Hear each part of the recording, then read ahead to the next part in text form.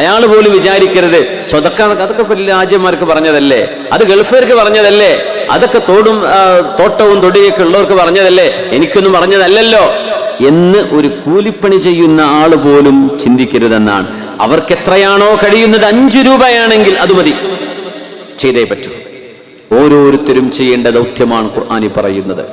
നമ്മുടെ ഈ നാട്ടിൽ പുക്കൂത്ത് ഇങ്ങനെ ഒരു യുവജന കൂട്ടായ്മ ഉണ്ടായതിലും അതിന്റെ ഭാഗമായി ഇങ്ങനെ ഒരു മതപ്രഭാഷണ പരിപാടി ചെയ്യാൻ അവർ മുന്നോട്ട് വന്നതിലും നമ്മുടെ സഹോദര സമുദായങ്ങളിലെ നമ്മുടെ സുഹൃത്തുക്കൾ കയ്യും മെയ്യും മറന്ന് നമ്മുടെ റബീഉൽ അവ്വലിലൊക്കെ ഒരുപാട് സഹായങ്ങൾ, നമ്മുടെ കുട്ടികൾക്ക് പ്രോത്സാഹനങ്ങൾ അടക്കം നമ്മുടെ സഹോദര സമുദായ സുഹൃത്തുക്കൾ ചെയ്തു എന്നറിയാൻ കഴിഞ്ഞതിൽ വലിയ സന്തോഷമുണ്ട്. ഈ ഒരുമയും സ്നേഹവും നമ്മുടെ നാടുകളിൽ നിൽക്കുന്ന കാലത്തോളം നമ്മുടെ സമൂഹത്തിന് സമാധാനത്തോടെ മനുഷ്യർക്ക് ജീവജാലങ്ങൾക്ക് സർവ്വതിനും അന്തസ്സോടെയുള്ള ഒരു അസ്തിത്വം അള്ളാഹു നൽകുമെന്നതിൽ യാതൊരു സംശയവുമില്ല. അള്ളാഹു റബ്ബുൽ ഇസ്സത്ത് നമ്മുടെ വീടുകളിൽ, നമ്മുടെ നാടിൽ, നമ്മുടെ ഇന്ത്യയിൽ, ലോക രാജ്യങ്ങളിൽ എവിടെയൊക്കെ പ്രയാസങ്ങളും യുദ്ധങ്ങളും നടക്കുന്നുണ്ടോ അവിടെയൊക്കെ അള്ളാഹു സമാധാനവും സന്തോഷവും നീതിയും അള്ളാഹുവിന്റെ ഭാഗത്തുള്ള സക്കീനത്തും ഇറക്കി അള്ളാഹു സഹായിക്കട്ടെ. ആമീൻ യാ റബ്ബൽ ആലമീൻ. ഉമർ ഇബ്നുൽ ഖത്താബ് റളിയല്ലാഹു അൻഹു മദീനയിൽ ഒരു മുസ്ലിമായ സഹോദരൻ യാചിച്ചു നടക്കുന്നത് മദീനയിൽ കണ്ടപ്പോൾ, അന്ന് ഉമർ റളിയല്ലാഹു അൻഹു ഖലീഫയാണ്. ഒരു ജൂതനായ മനുഷ്യൻ മദീനയുടെ തെരുവുകളിൽ വല്ലതും തരണേ, എനിക്ക് ജീവിക്കാൻ പട്ടിണിയാണ്, എനിക്ക് എന്തെങ്കിലും തരണേ എന്ന് പറഞ്ഞ് ആ മനുഷ്യൻ കൈനീട്ടി നടക്കുമ്പോ ഉമർ റളിയല്ലാഹു അൻഹു ഇസ്ലാമിന്റെ ഖസാനയിലേക്ക് ആ മനുഷ്യന്റെ കൈപിടിച്ച് കൊണ്ടുപോയത് ചരിത്രം രേഖപ്പെടുത്തിയിട്ടുണ്ട്. മഹാനവറുകൾ പറഞ്ഞു, മാ അൻസഫ്നാക് ഇൻ കുന്നാ അഖദ്നാ മിൻകൽ ജിസിയത ഫീ ശബീബതിക് ثم ضيعناك في كبرك. വൃദ്ധനായ വന്യവയോധികനായ അഹ്ലു കിതാബിൽപ്പെട്ട ഈ മനുഷ്യനോട് ഉമർ എന്നവർ പറയാൻ, നിങ്ങൾ ആരോഗ്യത്തിലുണ്ടായിരുന്ന കാലം നിങ്ങൾ ജിസിയ നൽകിയവരാണ്. ജിസിയ എന്ന് പറയുന്നൊരു സംവിധാനം ഇസ്ലാമിക ഗവൺമെന്റുകൾക്ക് കീഴിലുണ്ട്. അത് പലപ്പോഴും തെറ്റിദ്ധരിക്കപ്പെടാറുണ്ട്. ചില ആളുകളെങ്കിലും അതിനെ ശരിക്കും മനസ്സിലാക്കാറില്ല. എന്താണ് ജിസിയ എന്ന് പറഞ്ഞാൽ? ടാക്സ് എന്ന് നമുക്ക് തത്വത്തിൽ പറയാം. എന്ന് പറഞ്ഞാൽ മുസ്ലിം ഭരണാധികാരി ഭരണം നടത്തുന്ന സ്ഥലത്ത് കഴിഞ്ഞ കാലങ്ങളിലെ നിയമം, ഒരു യുദ്ധമുണ്ടായാൽ മുസ്ലിമീങ്ങളിലെ മുഴുവൻ പുരുഷന്മാരും യുദ്ധത്തിന് പോകണമെന്നാണ്. പ്രായപൂർത്തിയായ മുഴുവൻ ആളുകളും. പട്ടാളമെന്ന ജോലിയില്ല, അത് ജീവിതത്തിന്റെ ധർമ്മമാണ്. എല്ലാവരും രാജ്യത്തിന്റെ ബോർഡർ കാക്കാൻ പോയിരിക്കണം, അതന്ന് നിയമമാണ്. ആ ഒരു നിയമം നടപ്പാകുമ്പോ മുസ്ലിമീങ്ങളല്ലാത്ത ആ നാട്ടിൽ ജീവിക്കുന്ന ആളുകൾ അവരുടെ ജീവന് വേണ്ടി, മുസ്ലിമീങ്ങളായ ആളുകൾ ജീവൻ കൊടുക്കാൻ വേണ്ടി യുദ്ധമുഖത്തേക്ക് പോകുമ്പോ ഒരു അമുസ്ലിമിനും യുദ്ധത്തിന് പോവൽ നിർബന്ധമില്ല. അവരൊരിക്കലും അതിന് വിളിക്കൂല, അവരെ നിർബന്ധിക്കുകയും. അവർക്ക് വേണമെങ്കിൽ പോകാം. പക്ഷേ ഒരു മുസ്ലിം പോയേ വെച്ചു. വൻപാപങ്ങളിൽപ്പെട്ട വൻപാപങ്ങളെ 9 എണ്ണമായി നിബിധങ്ങൾ എണ്ണിയത് ഹജ്ജത്തുൽ വിദാഇന്റെ പ്രഭാഷണത്തിൽ കാണാൻ കഴിയും. എത്രയാണ് നബിയെ കബീറത്തുകൾ, വൻപാപങ്ങൾ എന്ന് ഒരു സ്വഹാബി ഹബീബിനോട് ചോദിച്ചപ്പോ അവിടുന്ന് കൊടുത്ത മറുപടിയിൽ കാണാം, യുദ്ധം നടക്കുമ്പോ ആരെങ്കിലും പിന്തിരിഞ്ഞോടിയാൽ അത് വൻപാപങ്ങളിൽപ്പെട്ട വൻപാപമാണ്. അങ്ങനെ യുദ്ധമുഖത്തേക്ക് രാജ്യത്തിന് പ്രതിസന്ധി ഉണ്ടായാൽ, സുരക്ഷിതത്വത്തിന് ഭീഷണിയുണ്ടായാൽ മുസ്ലിമീങ്ങളായ പുരുഷന്മാർ മുഴുവൻ യുദ്ധത്തിലേക്ക് പോകണം. അവർ മുഴുവൻ കൊല്ലപ്പെട്ടേക്കാം. പക്ഷേ ഒരമുസ്ലിമും യുദ്ധത്തിലേക്ക് പോവേണ്ടതില്ല. അതിന് പകരം അവർക്ക് സംരക്ഷണം നൽകുന്നതിന് പകരം അവർ കൊടുക്കേണ്ട ഒരു കരമാണ്, ഒരു ഫീസാണ് ജിസിയ എന്ന് പറയുന്നത്. അവർക്ക് എല്ലാ തരത്തിലുമുള്ള സ്വാതന്ത്ര്യം, എല്ലാ തരത്തിലുമുള്ള സുരക്ഷിതത്വം മുസ്ലിം ഭരണത്തിന്റെ കീഴിലുണ്ടാകും. പക്ഷെ അവർ കൊടുക്കേണ്ടത് അതിന് നിശ്ചിത തുക അവര് ജിസിയ കൊടുക്കണം. എന്തിനെന്നറിയോ? അവരുടെ ജീവന് മുസ്ലിമീങ്ങൾ ജീവൻ കൊടുത്ത് സംരക്ഷണം കൊടുക്കുന്നതിന്റെ പകരമാണത്. മഹാനായ ഫാറൂഖ് റളിയല്ലാഹു അൻഹു ഈ അഹ്ലി കിതാബിൽപ്പെട്ട ജൂതനെ വിളിച്ചു കൊണ്ടുപോയിട്ട് പറഞ്ഞ വാക്കുണ്ട്, മാ അൻസഫനാക്, നിങ്ങളോട് ഞങ്ങൾ നീതി ചെയ്തില്ലല്ലേ? നിങ്ങളുടെ യൗവനകാലം നിങ്ങൾ ഞങ്ങൾക്ക് ജിസിയ തന്നവരാണ്. ആ ജിസിയ ഞങ്ങൾ സ്വീകരിച്ചു. പക്ഷേ നിങ്ങൾക്ക് വാർദ്ധക്യമുണ്ടായപ്പോ നിങ്ങൾക്ക് ജീവിക്കാൻ വകയില്ലാതെ ആയല്ലേ, നിങ്ങൾ ബുദ്ധിമുട്ടിയല്ലേ, നിങ്ങൾക്ക് യാചിക്കേണ്ട ഗതികേട് വന്നോ? മഹാനവറുകൾ പറഞ്ഞു, ആ മനുഷ്യന്റെ ജീവിതത്തിന് ആവശ്യമായ എല്ലാം ബൈത്തുൽ മാലിൽ നിന്ന്, മുസ്ലിമീങ്ങളുടെ ഖസാനയിൽ നിന്ന് ഈ ജൂതന് കൊടുക്കണമെന്ന് മഹാനായ ഫാറൂഖ് റളിയല്ലാഹു അൻഹു ഉത്തരവിട്ടുകൊണ്ടൊരു കാര്യം പറഞ്ഞു. ഇതൊരു അമുസ്ലിമിന്റെ മാത്രം വിഷയമല്ല. ലൗമാത ജമലുൻ ദുയാഅൻ അലാ ശത്തിൽ ഫുറാത്ത്, യൂഫ്രട്ടീസ് നദി ഒഴുകുന്ന നാടുകൾ, ഇറാഖിലൂടെ കടന്നു പോകുന്ന നദിയാണ് യൂഫ്രട്ടീസ് നദിയുടെ ഓരത്ത് ഏതെങ്കിലും ഒരു ഒട്ടകമെങ്ങാനും കാലിടറി വീണുപോയാൽ ലഖശീതു അൻ യസ്അലനി അല്ലാഹു അൻഹു, ഉമറേ, ആ ഒട്ടകത്തിന്റെ കാല് ഇടറി വീഴാൻ മാത്രം, ഒട്ടകത്തിന് നടന്നു പോകാനുള്ള വഴി എന്തുകൊണ്ട് നിങ്ങൾ ശരിയാക്കി കൊടുത്തില്ല എന്ന് അള്ളാഹു നാളെ എന്നോട് ചോദിക്കുമെന്ന് ഞാൻ ഭയപ്പെടുന്നു. ഒരു മനുഷ്യന്റെ വിഷയത്തിൽ മാത്രമല്ല, ജീവജാലങ്ങൾക്ക് പോലും സൗകര്യം ചെയ്തു കൊടുത്തില്ലെങ്കിൽ, അവരുടെ ജീവന് ഭീഷണിയാകുന്ന വിധം സാഹചര്യങ്ങളെ സുരക്ഷിതമാക്കി കൊടുത്തില്ല എങ്കിൽ, അവർക്ക് പ്രയാസങ്ങളും ബുദ്ധിമുട്ടുകളും ഉള്ള ഇടങ്ങളിൽ എന്റെ നോട്ടം എത്തിയില്ല എങ്കിൽ അള്ളാഹുവിന്റെ മുമ്പിൽ ഉമർ ചോദ്യം ചെയ്യപ്പെടുമെന്ന് മഹാനായ ഫാറൂഖ് റളിയല്ലാഹു അൻഹു പ്രഖ്യാപിച്ചത് ഈ ജൂതനായ വൃദ്ധനായ മനുഷ്യന്റെ കൈപിടിച്ചു കൊണ്ടുപോയി, ഇനി നിങ്ങൾ യാചിക്കരുത്, ഇനി നിങ്ങൾ കൈനീട്ടരുത്, നിങ്ങളുടെ അഭിമാനം വലുതാണ്, നിങ്ങൾക്ക് ജീവിക്കാൻ ആവശ്യമായ റേഷൻ മുസ്ലിമീങ്ങളുടെ ബൈത്തുൽ മാലിൽ നിന്ന് നിങ്ങൾക്ക് ഞങ്ങൾ നൽകിയിരിക്കുമെന്ന് മഹാനായ ഫാറൂഖ് റളിയല്ലാഹു തആല അൻഹു. ഇന്നല്ലാഹ യഅ്മുറുകും അൻ തുഅദ്ദുൽ അമാനാതി ഇലാ അഹ്ലിഹാ വഇദാ ഹകംതും ബൈനന്നാസി അൻ തഹ്കുമൂ ബിൽ അദ്ൽ. അല്ലാഹു നിങ്ങളോട് കൽപ്പിക്കുകയാണ്, അൻ തുഅദ്ദുൽ അമാനാതി ഇലാ അഹ്ലിഹാ. ആരാണോ നിങ്ങളെ ഏതെങ്കിലും ഒരു വിഷയം വിശ്വസിച്ചേൽപ്പിക്കുന്നത്, ആ വിഷയത്തിൽ വിശ്വാസവഞ്ചന നടത്തരുതെന്നും, നിങ്ങൾ ജനങ്ങൾക്കിടയിൽ വിധി പറയുകയാണെങ്കിൽ, നിങ്ങൾ നീതിയുക്തമായിട്ടേ വിധി പറയാൻ പാടുള്ളൂ. നിങ്ങളുടെ മറുപക്ഷം ആരാണെങ്കിൽ പോലും, നിങ്ങളുടെ ശത്രുവാണെങ്കിൽ പോലും, നിങ്ങൾ ആ ശത്രുവിനെ ശത്രുവായല്ല കാണേണ്ടത്, നീതിയുടെ കണ്ണിലൂടെ കാണണം. ആർക്കാണ് അവകാശമെങ്കിൽ ആ അവകാശമാണ് നിങ്ങൾ വകവെച്ചു കൊടുക്കേണ്ടത്. നീതിയാണ് അല്ലാഹു ഇഷ്ടപ്പെടുന്നത് എന്ന് വിശുദ്ധമായ ഖുർആൻ. അലി റളിയല്ലാഹു തആല അൻഹും ഒരു ജൂതനായ മനുഷ്യനും മഹാനായ ഉമർ ഇബ്നുൽ ഖത്താബ് റളിയല്ലാഹു അൻഹുവിന്റെ മുമ്പിൽ വിധി പറയാൻ വേണ്ടി, വിധി കേൾക്കാൻ വേണ്ടി വന്നിരിക്കുകയാണ്. അന്ന് ഖലീഫയാണ് ഉമർ റളിയല്ലാഹു അൻഹു, ഖലീഫയാണ് അന്നത്തെ ജഡ്ജ് തന്നെ. ഉമർ റളിയല്ലാഹു അൻഹുവിന്റെ മുമ്പിലേക്ക് വരുമ്പോ അന്നത്തെ ഒരു നിയമമുണ്ട്, വാദിയും പ്രതിയെയും കോടതി ഒരു ബെഞ്ചിലാണ് ഒരുമിച്ചാണ് ഇരുത്തുക, എന്നിട്ടാണ് വാദം കേൾക്കുക. ഉമർ റളിയല്ലാഹു അൻഹു ജൂതനോടും അലി റളിയല്ലാഹു അൻഹുവിനോടും അവരുടെ വാദം കേൾക്കാൻ വേണ്ടി നിങ്ങൾ ഒരുമിച്ച് ബെഞ്ചിലിരിക്കണം എന്ന് പറഞ്ഞപ്പോ മഹാനായ അലി റളിയല്ലാഹു അൻഹുവിനെ യാ അലി എന്ന് വിളിക്കേണ്ടതിന് പകരം യാ അബൽ ഹസൻ, ഹസൻ എന്നവരുടെ ഉപ്പയെ, അല്ലാഹുവിന്റെ റസൂലിന്റെ പേരക്കുട്ടിയാണ് ഹസൻ, ഹുസൈൻ, രണ്ടുപേര്. അതിൽ ഹസൻ എന്നവരുടെ പേര് പറഞ്ഞ് യാ അബൽ ഹസൻ. അബുൽ ഹസൻ എന്നത് അലി റളിയല്ലാഹു അൻഹുവിന്റെ ലഖബ് പേരാണ്, അവരുടെ സ്ഥാനപ്പേരാണ്, അവരുടെ കുഞ്ഞത്താണ് മഹാനായ അലി റളിയല്ലാഹു അൻഹുവിന്റെ. യാ അബൽ ഹസൻ, ഹസൻ എന്നവരുടെ വാപ്പയെ, അത് സ്നേഹത്തോടെ വിളിക്കുന്ന പേരാണത്. സ്വന്തം പേര് വിളിക്കുന്നതിന് പകരം മുതിർന്ന ആൺകുട്ടിയുടെ പേരിലേക്ക് ചേർത്തിയിട്ട് ആ മോന്റെ ഉപ്പ എന്ന് പറയുന്ന രീതി നമ്മുടെ മലയാളത്തിലൊന്നും നമ്മൾ അങ്ങനെ ചെയ്യാറില്ല, പക്ഷെ അറബികളിൽ അത് സുലഭമാണ്. യാ അബൽ ഹസൻ. അലി റളിയല്ലാഹു അൻഹുവിന്റെ മുഖം ചുവന്നു തുടുത്തു ദേഷ്യപ്പെട്ടിരിക്കുകയാണ്. ഉമർ റളിയല്ലാഹു അൻഹു ചോദിച്ചു, അലിയാരെ, ഞാൻ പറഞ്ഞതിൽ എന്തെങ്കിലും ഇഷ്ടക്കുറവ് തോന്നിയോ?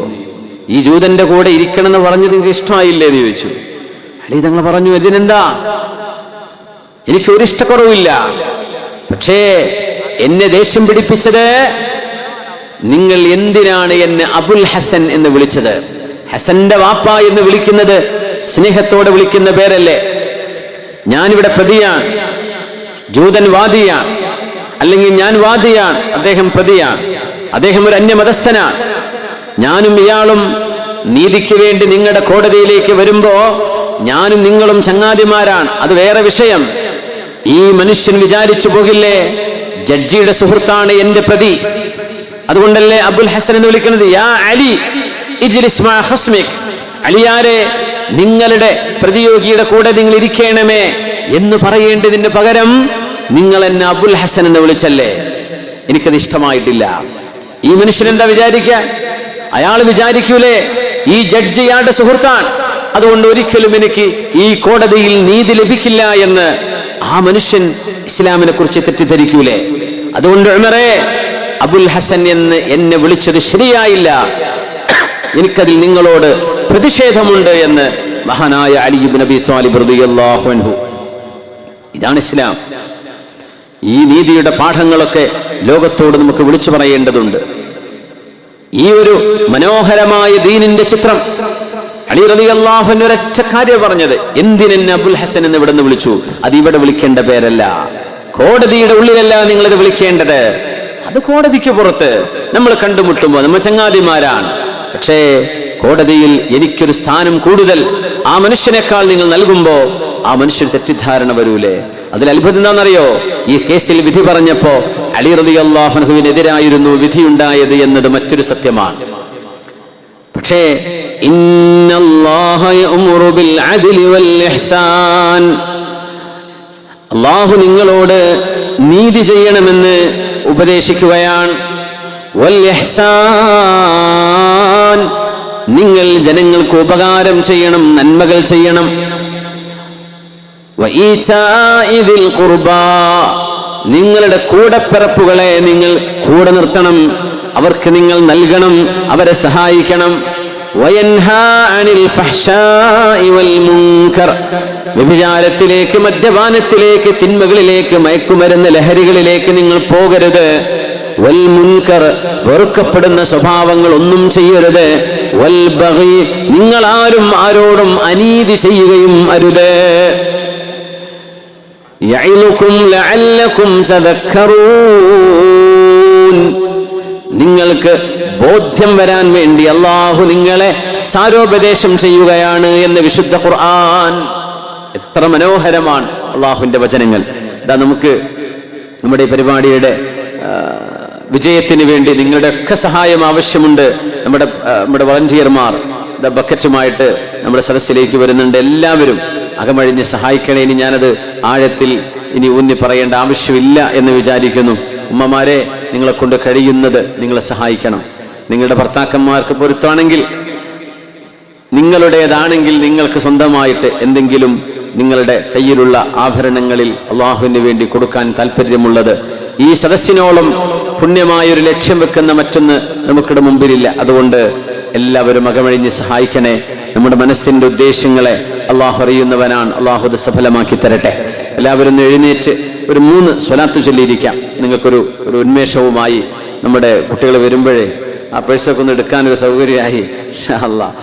സ്വല്ലു അലൻ നബി മുഹമ്മദിൻ വആലിഹി. അല്ലാഹുമ്മ സ്വല്ലി അലാ സയ്യിദിനാ മുഹമ്മദിൻ وعلى آل سيدنا محمد وبارك وسلم عليه.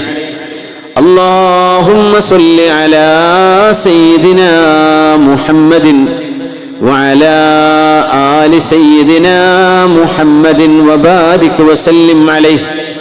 اللهم صل على سيدنا محمد وعلى آل سيدنا محمد وبارك وسلم عليه. കൈയൊക്കെ ഒന്ന് പൊക്കി നോക്കി. കൈ പൊക്കിയിട്ട് ഒരു 2-3 കുടച്ചിൽ കുടഞ്ഞ്, കാലൊക്കെ ഒരല്പം ഒന്ന് ഇളകി, ഒരു കുടച്ചിലൊക്കെ കുടഞ്ഞ്, ഒന്ന് ഊര് വലിയാനൊക്കെ ഉണ്ടെങ്കിൽ ഒന്ന് ഊര് വലിഞ്ഞ് ഒന്ന് റാഹത്തിൽ ഇരുന്നോളി. അൽഹംദുലില്ലാഹ്. ആ ബ്ലഡ് സർക്കുലേഷനൊക്കെ ഒന്ന് ശരിയാവട്ടെ. അള്ളാഹു നമ്മുടെ ഈ സദസ്സിനെ സ്വീകരിക്കട്ടെ. നല്ലൊരു മഴ പെയ്തു മഗ്‌രിബിന്റെ സമയത്ത് അല്ലേ? ആ കുട്ടിമാക്കൊക്കെ നിന്ന് പേടിച്ചു, എന്താവും. എനിക്ക് തോന്നി നന്നായത് ഈ പന്തലിടുമ്പോൾ കുട്ടിമാക്ക് പറഞ്ഞു 5000 ആക്കിയിരിക്കാലോ പന്തൽ. ഞാൻ തമാശക്ക് പറഞ്ഞു, അപ്പോൾ ഒരു മഴയൊക്കെ പെയ്താലേ ഇത് മുതലാവുള്ളൂ, അല്ലെങ്കിൽ പന്തലിട്ട് വെറുതെ പോയി തോന്നൂലേ. അൽഹംദുലില്ലാഹ്.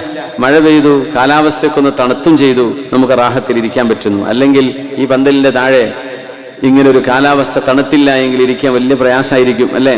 അൽഹംദുലില്ലാ, നല്ല എയർ കണ്ടീഷൻ ചെയ്ത പോലെയുള്ളൊരു കാലാവസ്ഥയിലാണ് ഇപ്പം നമ്മൾ ഇരിക്കുന്നത്. അള്ളാഹു അനുഗ്രഹിക്കട്ടെ. ഈ പന്തല് നമുക്ക് വേണ്ടി ഒരുക്കി തന്ന ഒരു കുടുംബമുണ്ട്.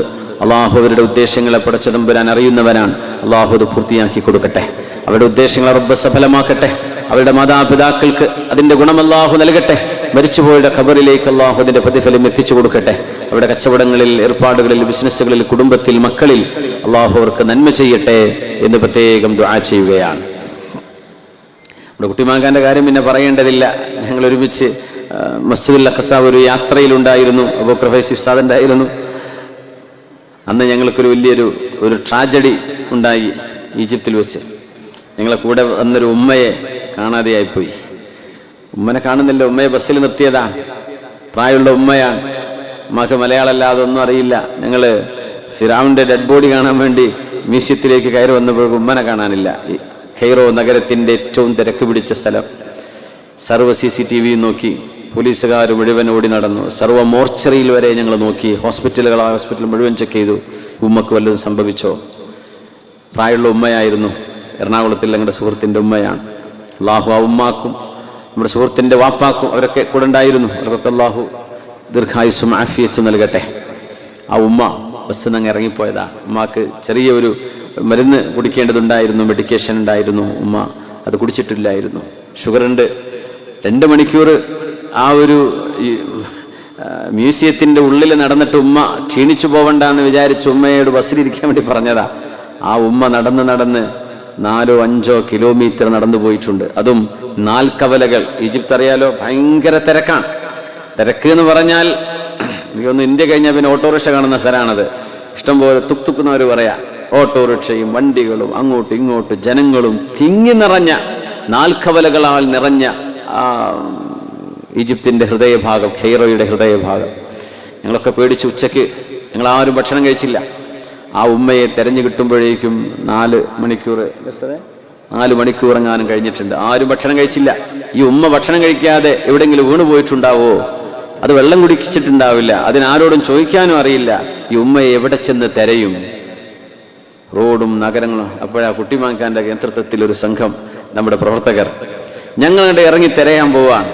അബൂബക്കർ ഉസ്താദ്, ഫൈസി ഉസ്താദ് ഒരു ദിക്റും ചൊല്ലിയിട്ട് ഒരു ഫാത്തിഹ ഓതി യാസീൻ ഓതാനും പറഞ്ഞ് അല്ലേ, മാഷാ അള്ളാഹ് അങ്ങോട്ട് തെരച്ചു തുടങ്ങി. കുട്ടിമാങ്ക ടീമും ഒരൊറ്റ പോക്ക് പോയി.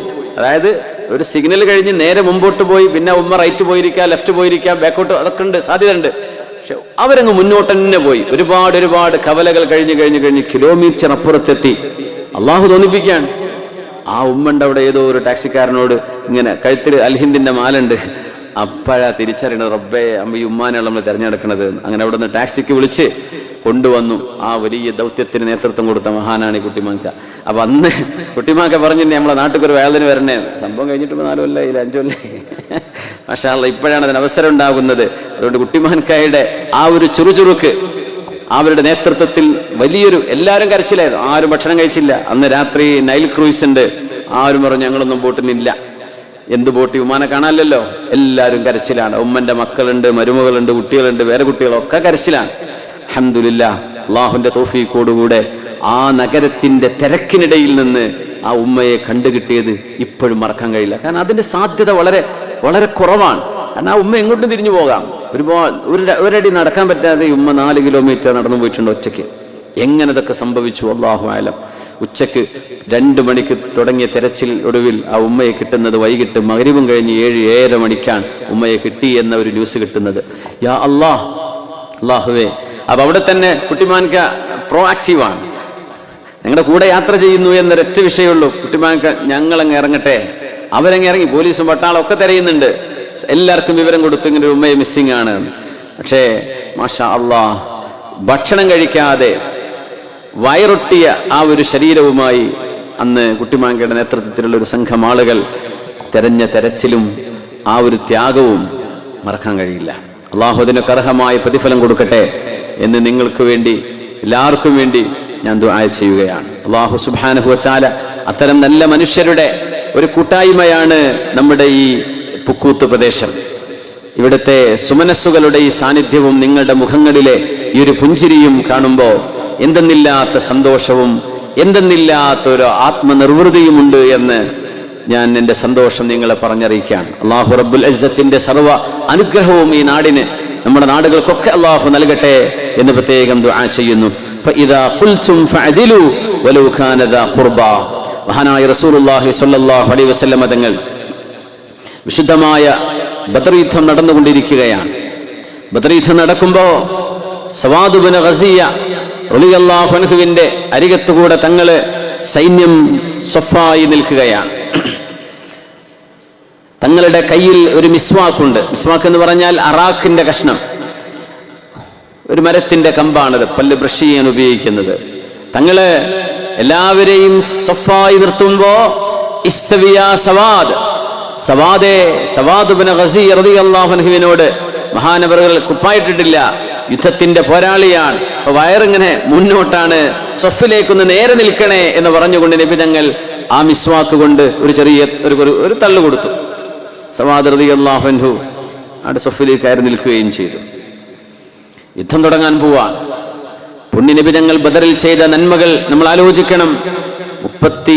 313 വരുന്ന സ്വഹാബികൾ, 1000-ലേറെ വരുന്ന ശത്രുക്കളോട് അഭിമുഖീകരിക്കേണ്ടി വന്ന വളരെ പ്രയാസകരമായൊരു സാഹചര്യം.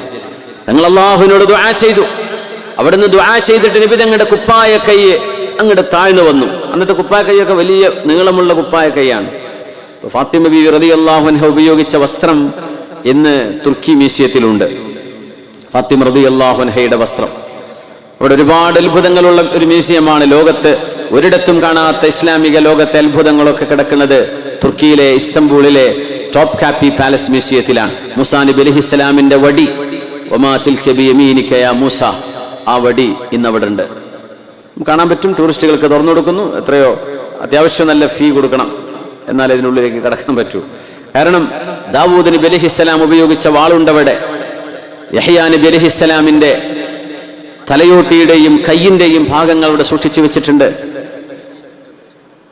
പിന്നെ 4 ഖലീഫമാരുടെ, ഖാലിദ് ബിൻ വലീദ് തങ്ങളുടെ, മുആദ് ബിൻ ജബൽ എന്നവരുടെ, അംർ ബിൻ ആസ് റളിയല്ലാഹു അൻഹുവിന്റെ, ഇവരുടെയൊക്കെ വാളുകൾ, അവരുപയോഗിച്ച സാധനങ്ങൾ ഇന്ന് ആ മ്യൂസിയത്തിലുണ്ട്. കൂട്ടത്തിൽ അലി റളിയല്ലാഹു അൻഹുവിന്റെ 2 തലപ്പാവുകൾ, ഹുസൈൻ ബിൻ അലി റളിയല്ലാഹു അൻഹുവിന്റെ തലപ്പാവ്, പുണ്യനബി തങ്ങളുടെ ചെരുപ്പ്, അവിടുത്തെ പരിശുദ്ധമായ ശരീരത്തിലെ, അവിടുത്തെ ശിരസിലെയും താടിയിലെയും രോമങ്ങള്, ഷഅർ മുബാറക് അവിടെ ഉണ്ട്, അവിടുത്തെ നഅലുണ്ട്, നബി തങ്ങളുടെ ചെരുപ്പുണ്ട്. ഇങ്ങനെ ഒരുപാട് അത്ഭുതങ്ങളുള്ള ഒരു മ്യൂസിയം ഉണ്ട്. അത് ലോകത്ത് അവിടെയുള്ളൂ, വേറെ എവിടത്തും. കാരണം സൗദി അറേബ്യ അടക്കം അറബ് ലോകം 800 കൊല്ലം ഭരിച്ചവരാണ് ഉസ്മാനികൾ.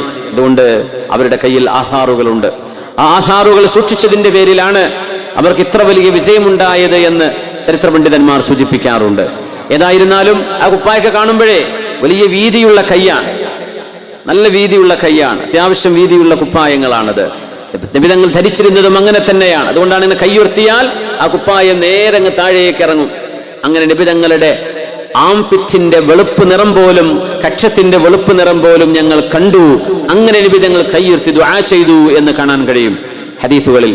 സിദ്ദീഖ് റളിയല്ലാഹു അൻഹു ആണ് പറഞ്ഞത്, യാ റസൂലല്ലാഹ്, പൊന്നാര നബിയെ അങ്ങ് നിർത്തിക്കോളൂ, അങ്ങ് ഇത്ര കൂടുതൽ ദുആ ചെയ്യരുത് നബിയെ, മതി, അങ്ങ് കരയരുത്, അങ്ങയുടെ കരച്ചിൽ നിർത്തണം നബിയെ, അള്ളാഹു അങ്ങയെ സഹായിക്കും, അള്ളാഹു അങ്ങയെ കൈവിടിയില്ല, അങ്ങ് നിർത്തൂ നബിയെ, അങ്ങ് ഇങ്ങനെ കരഞ്ഞു പോയാൽ അങ്ങേക്ക് ജീവൻ പോലും നഷ്ടമാകുമോ എന്ന് ഞങ്ങൾ പേടിക്കുന്നുവെന്ന് മഹാനായ സിദ്ദീഖ് റളിയല്ലാഹു അൻഹു പറയുമാർ ബദറിന്റെ മുമ്പിൽ വെച്ച് നബി ഞങ്ങൾ ദുആ ചെയ്തിട്ടുണ്ട്.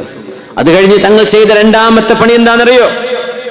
സ്വഹാബികളെ, നമ്മുടെ മുമ്പിലുള്ളത് 2-1, ഒന്നുകിൽ മരണം അല്ലെങ്കിൽ വിജയം.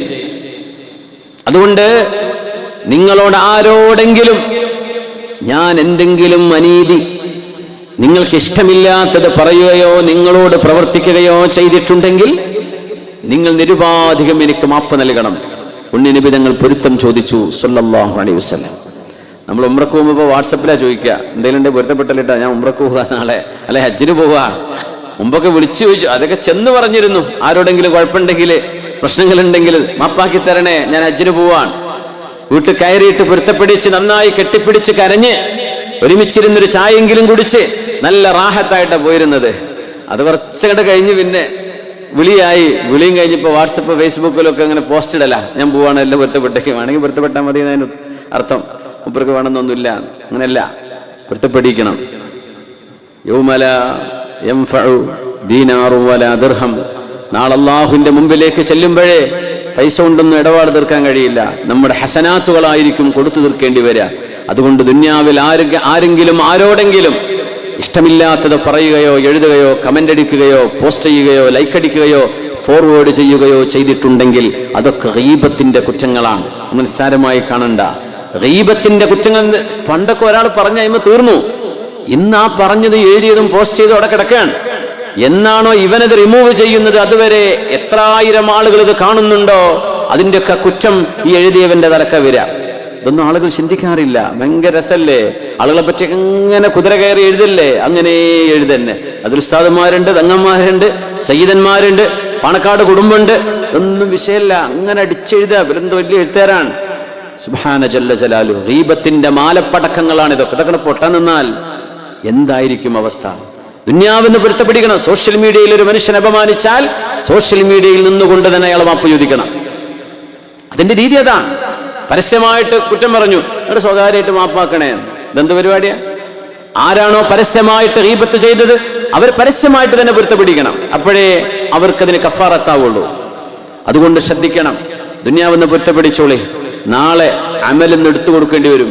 അതദ്റൂന മനിൽ മുഫ്ലിസ്. നിങ്ങൾക്കറിയുമോ ആരാണ് ഏറ്റവും വലിയ പാപ്പരായ മനുഷ്യൻ? Who is A real bankrupt? ആരാണ് ബാങ്ക്രപ്റ്റ് എന്നറിയോ? ഞങ്ങൾ ചോദിച്ചു. അപ്പോൾ സ്വഹാബികൾ പറയാ, നബിയേ, അൽ മുഫ്ലിസു ഫീനാ മല്ലാ ദീനാറ ലഹു വലാ ദിർഹം. കയ്യിൽ പൈസ ഇല്ലാത്ത ആള്, വലാ മതാ, ഒരു സൗകര്യം ഇല്ലാതെ ജീവിക്കുന്ന പാവപ്പെട്ടവർ, ഇവരാ നബിയെ മിസ്കിന്മാര്. തങ്ങൾ പറഞ്ഞു, അല്ല, അൽ മുഫ്ലിസു മിൻ ഉമ്മത്തി, എന്റെ സമുദായത്തിലെ ഏറ്റവും പാപ്പരായ മനുഷ്യരാരാണെന്നറിയുമോ?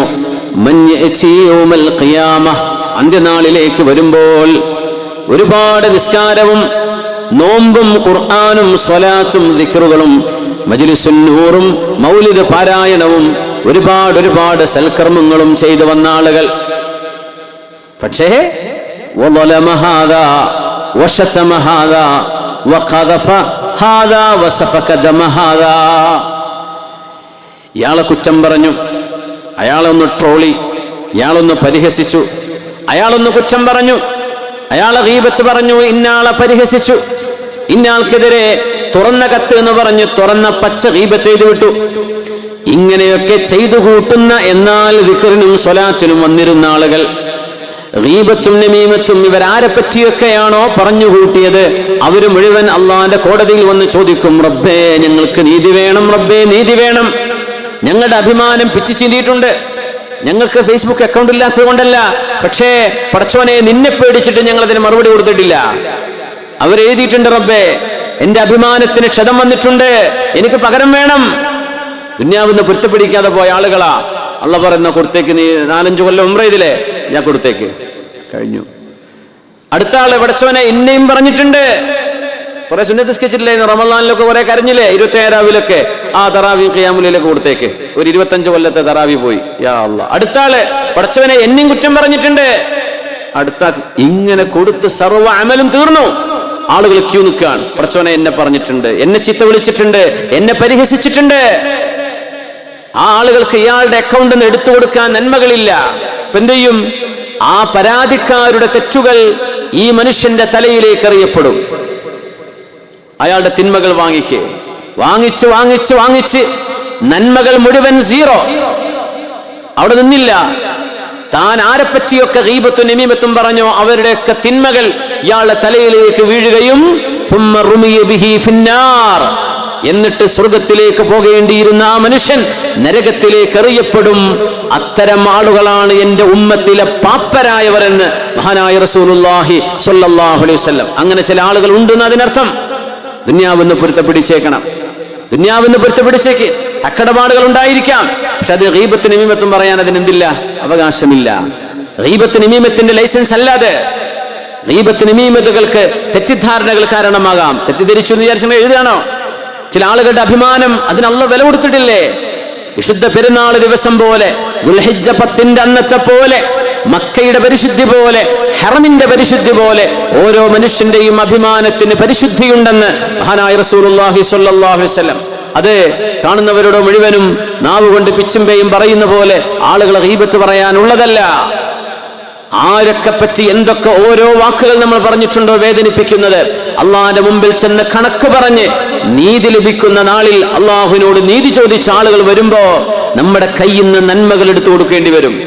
അള്ളാഹു ആ നേരത്തെ രക്ഷപ്പെടാൻ കഴിയാതെ നമ്മൾ കുടുങ്ങും. ഒരു പിടിക്കയറിന്റെ ഒരു നന്മകൾ മുഴുവൻ ചോർന്നുപോയി ബാക്കിയുള്ള ആളുകളുടെ തിന്മകൾ നമ്മൾ ഏറ്റെടുക്കേണ്ടി വരുന്ന രംഗം ആലോചിച്ചു നോക്കൂ. അള്ളാഹു ചാല ചിന്തിക്കാനും മനസ്സിലാക്കാനും തൗഫീഖ് തരട്ടെ. ഉമ്മമാരെ, സഹോദരിമാരെ, എൻ്റെ ഉപ്പമാരെ, സഹോദരങ്ങളെ, നാവുകൾ സൂക്ഷിച്ചോളൂ. എഴുതി വിടുമ്പോഴേ, ടൈപ്പ് ചെയ്യുമ്പോഴേ വിരലുകൾ സൂക്ഷിച്ചോളൂ. പറഞ്ഞു പോകുമ്പോഴേ, വോയിസ് വിടുമ്പോഴേ നല്ലോണം ആലോചിച്ചോളൂ. നിങ്ങൾ എന്തിനാണിത് പറയുന്നത്? ആരെ ഉദ്ദേശിച്ചുകൊണ്ടായി പറയുന്നത്? ആരെ വേദനിപ്പിക്കാനാ നിങ്ങൾ പറയുന്നത്? ചെയ്യരുത്. അല്ലാഹു റബ്ബുൽ ഇസ്സത്ത് കാര്യങ്ങൾ മനസ്സിലാക്കാൻ തൗഫീഖ് തരട്ടെ. പുണ്യനബി ഞങ്ങൾ ചോദിക്കുകയാണ്, ബദർ യുദ്ധം നടക്കാൻ പോകുമ്പോ ഞാൻ ആരെയെങ്കിലും വേദനിപ്പിക്കുകയോ ആരോടെങ്കിലും അന്യായമായി ചെയ്യുകയോ എന്തെങ്കിലും പ്രവർത്തിക്കുകയോ ചെയ്തിട്ടുണ്ടെങ്കിൽ നിങ്ങൾ എനിക്ക് മാപ്പ് നൽകണമേ എന്ന് അള്ളാഹുവിന്റെ റസൂല് പറയുന്നു സല്ലല്ലാഹു അലൈഹി വസല്ലം. ലോകത്തിന്റെ ഗുരു, ഈ ഉമ്മത്തിന്റെ നേതാവ് അനുയായികളുടെ മുമ്പിലാ പറഞ്ഞത്, സ്വഹാബത്തിന്റെ മുമ്പിൽ നിങ്ങൾ എനിക്ക് മാപ്പ് നൽകണമേ.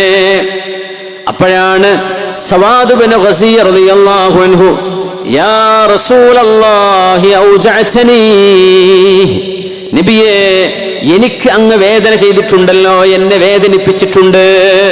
തങ്ങൾ ഞെട്ടിപ്പോയി. സ്വഹാബികളുടെ കണ്ണ് തുറിച്ചു. ആരെ പറ്റിയാണ് ഈ പരാതി പറയുന്നത്? അന്നിഅമത്തുൽ മുഹ്ദാ, അല്ലാഹുവിന്റെ നിഅമത്തായ റഹ്മത്തായ അഷ്റഫുൽ ഖൽഖ് വേദനിപ്പിച്ചു എന്ന് സവാദ് റളിയല്ലാഹു അൻഹു. അത് പക്ഷേ ഒരു ചെറിയ നാടകമായിരുന്നു. സവാദ് റളിയല്ലാഹു അൻഹു വേദനിച്ച് ശരിയാണ്, പക്ഷേ നബി തങ്ങൾക്ക് പൊരുത്തപ്പെട്ട് കൊടുക്കാതിരിക്കാൻ മാത്രമുള്ള വേദനയല്ല അത്. മഹാനവറുകൾ അള്ളാഹുവിന്റെ റസൂലിനോട് പറഞ്ഞ വാക്ക് ബദറിന്റെ യുദ്ധത്തിന്റെ ചരിത്രങ്ങളിൽ ഹദീസുകളിൽ കാണാൻ കഴിയും. വഖദ് ബഅസകല്ലാഹു ബിൽ ഹഖ് വൽ അദ്ലി ഫഅഖിദ്നി, നബിയേ അള്ളാഹു അങ്ങയെ സത്യപ്രസ്ഥാനവുമായിട്ടല്ലയോ നിയോഗിച്ചത്, അള്ളാഹു അങ്ങയെ നീതിയോടുകൂടെയല്ലേ ലോകത്തേക്ക് പറഞ്ഞയച്ചത്. അതുകൊണ്ട് നബിയെ എനിക്ക് പ്രതികാരം വേണം, എനിക്ക് നീതി വേണം. നബി തങ്ങൾ എന്ത് ചെയ്തെന്നറിയോ? തങ്ങൾ ബ്രഷ് ചെയ്തുകൊണ്ടിരുന്ന അറാഖിന്റെ കഷ്ണം കൊണ്ട് സവാദെ നേരെ നിൽക്കണമേ എന്ന് പറഞ്ഞ് ആ ചെറിയ മരത്തിന്റെ കമ്പ് കൊണ്ട് വയറിനു തട്ടിയതാണ് സവാദ് റളിയല്ലാഹു അൻഹു എന്നെ വേദനിപ്പിച്ചു എന്ന് പറയുന്നത്. ഹബീബായ നബി തങ്ങൾ പറഞ്ഞു, സവാദേ നിങ്ങൾ എന്നോട് പ്രതികാരം എടുത്തോളൂ.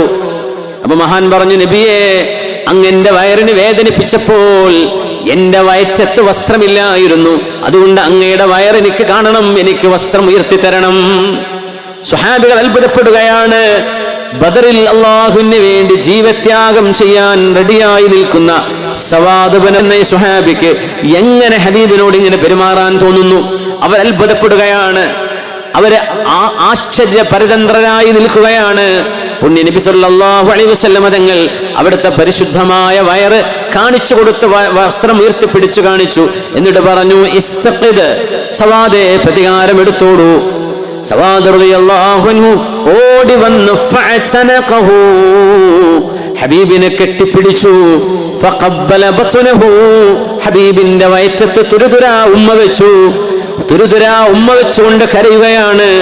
മാ ഹമലക അലാ ഹാദാ യാ സവാദ്, സവാദേ ഇങ്ങനെ ചെയ്യാൻ എന്തേ നിങ്ങളെ പ്രേരിപ്പിച്ചത്?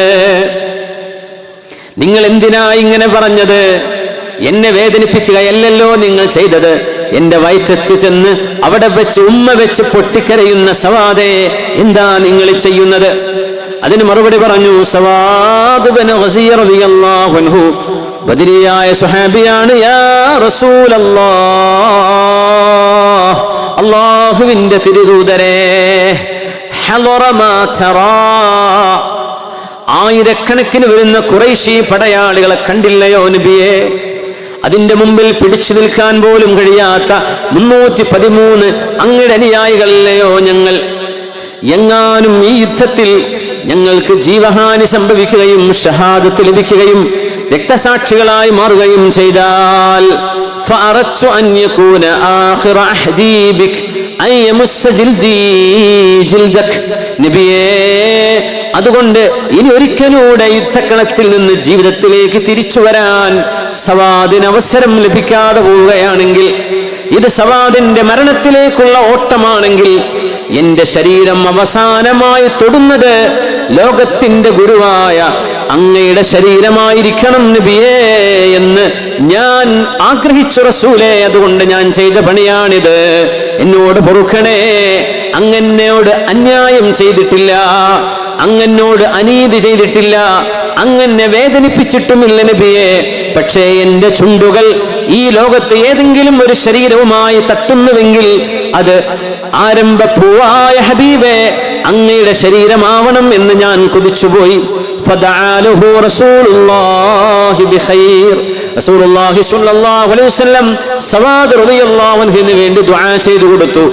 ആ ഒരു പ്രാർത്ഥനയും കൊണ്ട് ഷഹാദത്ത് വരിച്ച സുഹാബിയാണ് ബദറിന്റെ ശുഹദാക്കൾപ്പെട്ട സവാദ് ബിൻ ഗസിയ റളിയല്ലാഹു തആല അൻഹു. സാഹചര്യം ഓർക്കണം.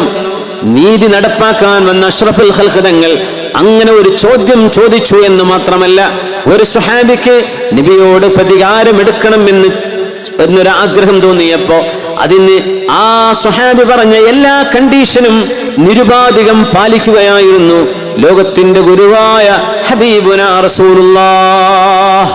ഇത് നമുക്ക് മാതൃകയാണ്. لقد كان لكم في رسول الله أسوة حسنة لمن كان يرجو الله واليوم الآخر وذكر الله كثيرا.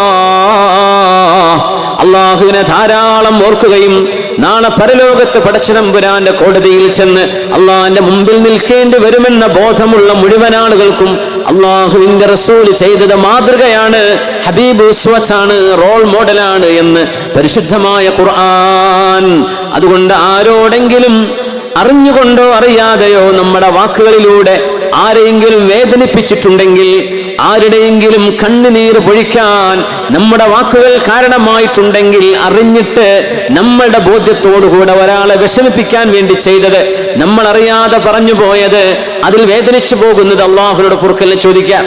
നേരെ മറിച്ച് ഇന്റൻഷനലി നമ്മൾ ബോധ്യത്തോടുകൂടെ ആരെങ്കിലും ഡിസ്റ്റർബ് ചെയ്യാനോ ഹാം ചെയ്യാനോ അവരെ ഏതെങ്കിലും രീതിയിൽ ഹർട്ട് ചെയ്യാനോ ഉദ്ദേശിച്ച് നമ്മൾ പറഞ്ഞു പോയിട്ടുണ്ടെങ്കിൽ, മരണത്തിന് മുമ്പ് അവരോട് പറഞ്ഞ് പൊരുത്തപ്പെടിക്കണേ, മരണത്തിന് മുമ്പ് അവരോട് പറഞ്ഞ് പൊരുത്തപ്പെടിക്കണമേ. എങ്കിലേ അള്ളാഹു നാളെ പൊരുത്തപ്പെട്ടു തരികയുള്ളൂ. ഇസ്ലാം നീതിയാണ്. ഇസ്ലാം നന്മയുടെ പക്ഷത്താണ് നിൽക്കുന്നത്, നീതിയുടെ പക്ഷത്താണ് നിൽക്കുന്നത്. ഉമർ ബിൻ ഖത്താബ് റളിയല്ലാഹു തആല അൻഹു മഹാനവറുകളുടെ മുമ്പിലേക്ക് മഹാനായ സുഹാബി ഫൈറൂസ് ദൈലമി റളിയല്ലാഹു അൻഹു ഉമർ റളിയല്ലാഹു അൻഹുവിന്റെ വീട്ടിലേക്ക് കയറാൻ വേണ്ടി അവിടെ തിക്കും തിരക്കും കൂടുന്ന നേരം സാഹമഹു ഫതൻ മിൻ ഖുറൈശ്. ഫൈറൂസ് ദൈലമി ഉമർ റളിയല്ലാഹു അൻഹുവിന്റെ വീട്ടിലേക്ക് കയറാൻ ഊഴം കാത്തിരിക്കുമ്പോ ഒരു ഖുറൈശി ചെറുപ്പക്കാരൻ വന്ന് അവിടെ തിക്കും തിരക്കും കൂടി. ആ തിക്കും തിരക്കുമായപ്പോ ഫൈറൂസ് ദൈലമി റളിയല്ലാഹു അൻഹുവിന് ദേഷ്യം വന്നു. ഫറഫഅ ഫൈറൂസ് യദഹു വളറബഹു അലാ അൻഫി. ഫൈറൂസ് ദൈലമി തങ്ങൾക്ക് ദേഷ്യം വന്നു. ആ തിക്കും തിരക്കും കൂടിയ മനുഷ്യന്റെ മുഖത്ത് മൂക്കിനൊരു അടിയടിച്ചു ഫൈറൂസ് ദൈലമി റളിയല്ലാഹു അൻഹു. ആ ചെറുപ്പക്കാരൻ നേരെ ഓടി ഉമർ തങ്ങളുടെ മുമ്പിലേക്ക്. വദ്ദമു യസീലു മിൻ അൻഫിഹി, മൂക്കിൽ നിന്ന് ചോര ഒലിച്ചുകൊണ്ടിരിക്കുന്നുണ്ട്. ഉമർ തങ്ങളോട് പറഞ്ഞു, ഉമറേ അമീറുൽ മുഅ്മിനീനെ, എന്റെ മുഖത്തടിച്ചു ഫൈറൂസ് ദൈലമി, എനിക്ക് നീതി വേണം. കഅബാലയത്തിന്റെ അരികത്ത് സാന്ദർഭികമായിട്ട് പറയട്ടെ, പരിശുദ്ധമായ ഹജറുൽ അസ്വദിനെ മുത്തുമണക്കൽ സുന്നത്താണ്, അല്ലേ? പുണ്യനിബിധങ്ങൾ ചെയ്തതാണ്. അവിടുത്തെ പരിശുദ്ധമായ ശരീരം ഏതെങ്കിലും ഒരു വസ്തുവിനോട് ചേർന്ന് നിൽക്കുന്നത് നമുക്ക് ഇന്ന് ലോകത്ത് ലഭ്യമാണെങ്കിൽ അത്യപൂർവമായ തങ്ങളുടെ സ്പർശമേറ്റതിൽ കിടക്കുന്നത് ഒന്ന് ഹജറുൽ അസ്വദാണ്. അത് ഹബീബ് മുത്തിയതാണ്, മുഅ്മിനീങ്ങൾക്ക് മുത്തണം. അത് മുത്തുന്നവർക്ക് ശഫാഅത്ത് ചെയ്യുമത്രേ ഹജറുൽ അസ്വദ് എന്ന് മഹാനായ റസൂലുള്ളാഹി സ്വല്ലല്ലാഹു അലൈഹി വസല്ലം. എന്നാൽ ആരോഗ്യമുള്ള ചെറുപ്പക്കാർ അവിടെ ചെന്ന് തിക്കും തിരക്കും കൂടിയിട്ട് ഉമ്മാക്ക് ആഗ്രഹം പറയും, ഉമ്മാക്ക് ഹജറുൽ അസ്വദ് മുത്തണം. വാപ്പാക്ക് ആഗ്രഹം പറയും, മക്കള് വാപ്പയുടെ ആഗ്രഹമല്ലേ ഉമ്മയുടെ ആഗ്രഹമല്ലേ എന്ന് ചെയ്ത് അതൊന്ന് നിർവഹിച്ചു കൊടുക്കാൻ പെടാപാട് പെടും അല്ലേ. ലോകത്തിന്റെ നാനാഭാഗത്തുനിന്ന് ആളുകൾ വരുന്ന ഇടമാണ് ഹറം. നമ്മൾ മറന്നു പോകരുത്. ദീനിന്റെ അഹ്കാമുകൾ പഠിച്ചവരും പഠിക്കാത്തവരും അവിടെ ഉണ്ട്. ഇഹ്റാം ചെയ്യുമ്പോഴേ പൊക്കളുടെ താഴെ ഇങ്ങനെ തുണി പിടിച്ചിട്ട് ഇങ്ങനെ ഇഹ്റാം ചെയ്യുന്നവരില്ലേ, ഔറത്ത് കാട്ടിയിട്ടല്ലേ ചെയ്യുന്നത്? തെറ്റല്ലേ അത്? അവർക്കറിയില്ല, പഠിച്ചിട്ടുണ്ടാവില്ല. അത്തരം ആളുകൾ വന്ന് ഹജറുൽ അസ്വദ് മുത്താൻ വേണ്ടി തിക്കും തിരക്കും കൂടിയിട്ട് കയ്യിന്റെ മുട്ട് കൈ കൊണ്ട് പ്രായമുള്ള ആളുകളെ, തന്റെ പിന്നിലുള്ള ആളുകളെ വകഞ്ഞു മാറ്റിയിട്ട് ഹജറുൽ അസ്വദ് മുത്താനുള്ള ആവേശത്തിൽ അവര് പെടാപാട് പെടുന്നത് കാണുമ്പോൾ അറിയണേ, ഹജറുൽ അസ്വദ് മുത്തൽ സുന്നത്താണ്. എന്നാൽ അള്ളാന്റെ ഹറമിൽ വെച്ച് മുഅ്മിനായ മനുഷ്യനെ വേദനിപ്പിക്കൽ ഹറാമാണ്. വലിയ ഹറാമുകൾ ചെയ്തുകൊണ്ടാണ് ഒരു സുന്നത്തിന് വേണ്ടി ഇവിടെ ത്യാഗം ചെയ്യുന്നത്. ഇന്നത്തെ സാഹചര്യത്തിൽ സുരക്ഷിതമല്ലാത്ത രീതിയിൽ നിങ്ങൾ ഹജറുൽ അസ്വദ് മുത്താൻ പോകേണ്ടതില്ല. അല്ലാഹു അലമു ബിനവായാക്കും, നിങ്ങളുടെ മനസ്സിലെ നിയ്യത്തുകൾ അല്ലാഹു അറിയുമല്ലോ. ബിസ്മില്ലാഹി അല്ലാഹു അക്ബർ എന്ന് ദൂരെ നിന്ന് ഹജറുൽ അസ്വദിനെ നോക്കിയിട്ട് റബ്ബേ എനിക്ക് മുത്താൻ ആഗ്രഹമുണ്ട്, തൊടാൻ ആഗ്രഹമുണ്ട്, പക്ഷേ കഴിയില്ലല്ലോ. ഇതെന്റെ സലാമാണ്, എന്റെ ഇസ്തിലാമാണ്, എന്റെ മുത്തമാണെന്ന് പറഞ്ഞ് ബിസ്മില്ലാഹി അല്ലാഹു അക്ബർ എന്ന് കൈയുയർത്തി നിങ്ങളുടെ കയ്യിൽ ചുംബിച്ചുകൊണ്ട് ഹജറിലേക്ക് കൈവീശി കഴിഞ്ഞാൽ അത് ഹജറുൽ അസ്വദ് മുത്തിയതുപോലെ തന്നെയാണ്. അതിനു പകരം നമ്മൾ വകഞ്ഞു മാറ്റി നമ്മുടെ കയ്യൂക്ക് കാണിച്ച്, പെണ്ണുങ്ങളെ നിങ്ങളുടെ ആവേശം നല്ലത് തന്നെയാണ്, പക്ഷേ അന്യ പുരുഷന്മാർക്കിടയിലൂടെ തിക്കും തിരക്കി പോകുന്നത് അത് നിങ്ങൾക്ക് ഹറാമാണ്. അള്ളാഹു നിങ്ങൾക്ക് ഹറാമാക്കിയതാണ്, ചെയ്യാൻ പാടില്ല. എത്രത്തോളം സഈ ചെയ്യുമ്പോഴേ പച്ച ലൈറ്റുള്ള ഭാഗത്ത് മഹദിയായ ഹാജർ റളിയല്ലാഹു അൻഹ പിഞ്ചുമോൻ ഇസ്മായിൽ നബിയുടെ കരച്ചിൽ കേട്ടപ്പോൾ ഓടിയ സ്ഥലമാണത്. അവിടെ പുരുഷന്മാർ ധൃതി പിടിച്ച് നടക്കൽ സുന്നത്താണ്, ഓടലല്ല. പെണ്ണുങ്ങൾ സാധാരണ നടത്തമേ അവിടെ നടക്കാൻ പാടുള്ളൂ. പെണ്ണുങ്ങൾക്ക് അവിടെ ഓടാൻ പാടുള്ളതല്ല, അവർ ചെയ്യാൻ പാടുള്ളതല്ല. ഈ നിയമങ്ങൾ പഠിച്ചുകൊണ്ടാണ് ഉംറക്ക് പോകേണ്ടത്. അതുപോലെ ഹജറുൽ അസ്വദ് മുത്താൻ വേണ്ടിയിട്ട് പുരുഷന്മാർക്കിടയിലൂടെ പെണ്ണുങ്ങളെ ഹജറുൽ അസ്വദിന്റെ അരികത്തേക്ക് തിക്കിലും തിരക്കിലും നിങ്ങൾ പോകല്ലേ. നിങ്ങൾ ഉദ്ദേശിക്കുന്ന പ്രതിഫലത്തേക്കാൾ വലിയ കുറ്റമായിരിക്കും അതിലൂടെ വന്നു ചേരുക. പുരുഷന്മാർ, ചെറുപ്പക്കാർ, നിങ്ങൾക്ക് ആരോഗ്യമുണ്ടായിരിക്കാം, ഹൈറ്റും വെയിറ്റും ഉണ്ട് എന്ന് വിചാരിച്ച് വൃദ്ധരായ പാവപ്പെട്ട മിസ്കിന്മാരായ ദുർബലരായ ആളുകളെ വകഞ്ഞു മാറ്റി കൈകൊണ്ട് മുട്ട് കൈകൊണ്ട് കുത്തി പരിക്കേൽപ്പിച്ചിട്ട് എന്ത് മുത്തലാണ് നിങ്ങൾ ചെയ്യുന്നത്? അഷ്റഫുൽ ഖൽഖല്ലേ പറഞ്ഞത്, ഒരു മുഅ്മിനായ മനുഷ്യനെ വേദനിപ്പിക്കൽ അല്ലാഹുവിന്റെ വിഷമമാണ്. കഅബാലയത്തിന്റെ കല്ലുകളെക്കാളും മുഅ്മിനായ മനുഷ്യൻ അല്ലാഹു ബഹുമാനം കൊടുത്തു. അതുകൊണ്ട് നിങ്ങൾ അത്തരം ദുൽമ ചെയ്തുകൊണ്ട് ചെയ്യേണ്ടതില്ലാതെ സന്ദർഭവും സാഹചര്യവും ഒത്തുകിട്ടുകയാണെങ്കിൽ ചെയ്തേക്കണേ. അല്ലാഹു നമ്മുടെ നിയ്യത്തുകൾക്ക് കൂലി തരുന്നവനാണ്. ഫൈറൂസ് ദൈലമി അന്ന് ഒരു ചെറുപ്പക്കാരൻ ഉമർ റളിയല്ലാഹു അൻഹുവിന്റെ വീട്ടിലേക്ക് കയറാൻ വേണ്ടി ക്യൂ പാലിച്ചു നിൽക്കുമ്പോഴേ ഒരു ഖുറൈശി ചെറുപ്പക്കാരൻ തിക്കും തിരക്കും കൂടി പോയപ്പോ മഹാനായ ഫൈറൂസ് ദൈലമി എന്ന മഹാനായ മനുഷ്യൻ, മഹാനായ അള്ളാഹുവിന്റെ ഹബീബിന്റെ സ്വഹാബികളെ ഖൈറുൽ ഖുറൂനിൽ കഴിഞ്ഞുപോയ ആ മഹാനുഭാവൻ ദേഷ്യം വന്നിട്ട് ആ ചെറുപ്പക്കാരനെ അടിക്കേണ്ടി വന്നു. മൂക്കിന്ന് ചോര വന്നു. ഉമർ റളിയല്ലാഹു അൻഹുവിന്റെ മുമ്പിൽ വിഷമിച്ച് മഹാനായ ഉമർ റളിയല്ലാഹു തആല അൻഹുവിന്റെ മുമ്പിൽ ഫൈറൂസ് ദൈലമി തങ്ങൾ കാലിന്റെ മുട്ടിലിരുന്നു കൊണ്ട് ആ ചെറുപ്പക്കാരനോട് പറഞ്ഞു, നിങ്ങൾ എന്നോട് പ്രതികാരം ചെയ്തോളൂ. ഉമർ തങ്ങൾ പറഞ്ഞു, ഫൈറൂസ് ദൈലമി, നിങ്ങൾ അടിച്ചതിന് പകരം നിങ്ങളെ തിരിച്ചടിക്കാൻ അയാൾക്ക് അവകാശമുണ്ട്, അതുകൊണ്ട് നിന്നുകൊടുക്കണം. ഫൈറൂസ് ദൈലമിയുടെ മൂക്കിനടിക്കാൻ വേണ്ടി ആ ചെറുപ്പക്കാരൻ പ്രതികാരം ചെയ്യാൻ വേണ്ടി പോകുന്ന നേരം മഹാനായ ഉമർ റളിയല്ലാഹു അൻഹു പറഞ്ഞു ആ യുവാവിനോട്, ഒന്ന് നിൽക്കണേ, നീ അടിക്കുന്നതിന് മുമ്പൊരു കാര്യം ഞാൻ പറയട്ടെ. സമിഅ്തു റസൂലല്ലാഹ് സ്വല്ലല്ലാഹു അലൈഹി വസല്ലം ദാത ഗദാ, അല്ലാഹുവിന്റെ റസൂൽ ഒരു ദിവസം രാവിലെ എന്നോട് പറഞ്ഞത് എനിക്ക് ഓർമ്മയുണ്ട്. ഖുതിലൽ ലൈല അൽ അസ്വദുൽ അനസിയുൽ കദ്ദാബ്, യമനിലെ കള്ളപ്രവാചകനായ അസ്വദുൽ അനസി എന്ന് പറയുന്ന ആൾ ഇന്നത്തെ രാത്രി കൊല്ലപ്പെട്ടു എന്ന് നബി സല്ലല്ലാഹു അലൈഹി വസല്ലം തങ്ങൾ പറഞ്ഞു. സംഭവിക്കാൻ പോകുന്ന ഒരു കാര്യത്തെക്കുറിച്ച് തങ്ങൾ പറഞ്ഞു. ഖതലഹു അൽ അബ്ദു സ്വാലിഹ് ഫൈറൂസ് ദൈലമി. അല്ലാഹുവിന്റെ സ്വാലിഹായ ഒരു മനുഷ്യൻ ഫൈറൂസ് ദൈലമിയാണ് ആ കൃത്യത്തിന് നേതൃത്വം കൊടുക്കുക എന്നും എന്റെ റസൂല് പറഞ്ഞത് ഞാൻ എന്റെ ചെവി കൊണ്ട് കേട്ടതാണ്. ആ മനുഷ്യനെയാണ് നിങ്ങൾ അടിക്കാൻ പോകുന്നത് കേട്ടോ എന്ന് മഹാനായ ഫാറൂഖ് റളിയല്ലാഹു അൻഹു ഇനി വേണമെങ്കിൽ നീ ചെയ്തോ. ഫലമ്മാ സമിഅൽ ഫതാ, അല്ലാഹുവിന്റെ റസൂൽ ഫൈറൂസ് ദൈലമി എന്ന് പറയുന്ന ഈ മഹാനായ മനുഷ്യനെ കുറിച്ച് അസ്വദുൽ അനസി എന്ന കള്ളപ്രവാചകനെ ഉന്മൂലനം ചെയ്യുന്ന ആളാണ് ഈ മഹാൻ എന്ന് പറഞ്ഞ വിവരം, അവർ അബ്ദുൻ സ്വാലിഹുൻ ഒരു നല്ല മനുഷ്യനാണ് എന്ന് പറഞ്ഞ വിവരം ഈ ചെറുപ്പക്കാരൻ അറിഞ്ഞപ്പോ മഹാനായ ഫൈറൂസ് ദൈലമിയെ തൊടാൻ ഇയാൾ മുന്നോട്ട് വന്നില്ല. എനിക്ക് പ്രതികാരം വേണ്ട, ഞാൻ ഇയാൾ അടിക്കൂല. കാരണം വലിയൊരു ദൗത്യം ചെയ്യാൻ പോകുന്ന സ്വാലിഹായ മനുഷ്യൻ ഫൈറൂസ് ദൈലമിയുടെ കരങ്ങളാലാണ് അസ്വദുൽ അനസി എന്ന് പറയുന്ന കള്ളപ്രവാചകൻ വകവരുത്തപ്പെടുന്നത് എന്ന് പുണ്യനിബിധങ്ങൾ ദീർഘദർശനം ചെയ്ത് പറഞ്ഞിട്ടുണ്ടായിരുന്നു. ആ മനുഷ്യനാണ് ഈ ചെറുപ്പക്കാരൻ അടിച്ചത്. അടിക്കേണ്ടി വന്നതോ കയ്യിന്റെ കുത്തുകൊണ്ട് തന്നെ. ഈ തരത്തിലുള്ള കുത്തുകൾ തവാഫിൽ ഉണ്ടാകും, സഈ തിരക്കുണ്ടാകുമ്പോൾ ഉണ്ടാകും. ഹജറുൽ അസ്വദ് മുത്താൻ ചെന്നാൽ ഇഷ്ടം പോലെ ആളുകൾ അവരറിയാതെ കൈകൊണ്ട് കുത്തിപ്പോകും. ഇതെല്ലാം മുഅ്മിനീങ്ങൾക്ക് വേദനയുണ്ടാക്കുന്നതാണ്.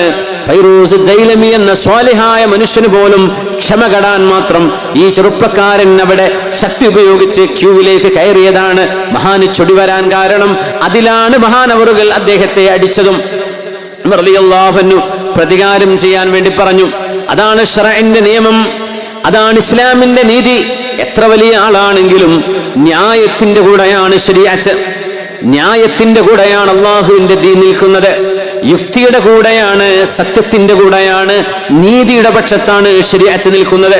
വേണമെങ്കിൽ പൊരുത്തപ്പെടാം. അല്ലാഹുവിന്റെ റസൂൽ പറഞ്ഞ മഹാമനുഷ്യനാണ് ഈ ഫൈറൂസ് ദൈലമി എന്നറിഞ്ഞപ്പോ ഈ ചെറുപ്പക്കാരൻ മാപ്പ് ചെയ്തു കൊടുത്തു.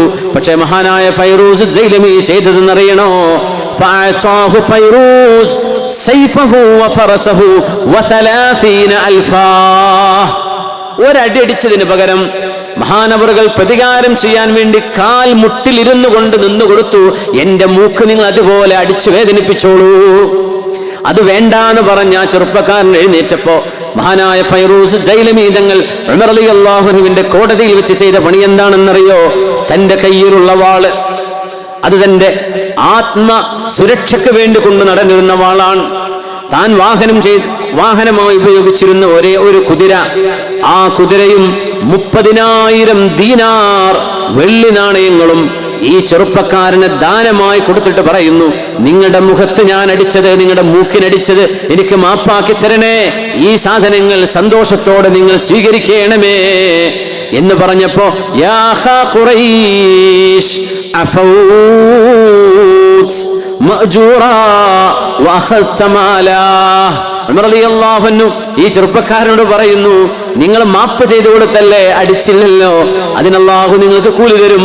പുറമെ ഒരുപാട് സമ്പത്തും കിട്ടിയില്ലേ, നീ എന്തൊരു ഭാഗ്യവാൻ.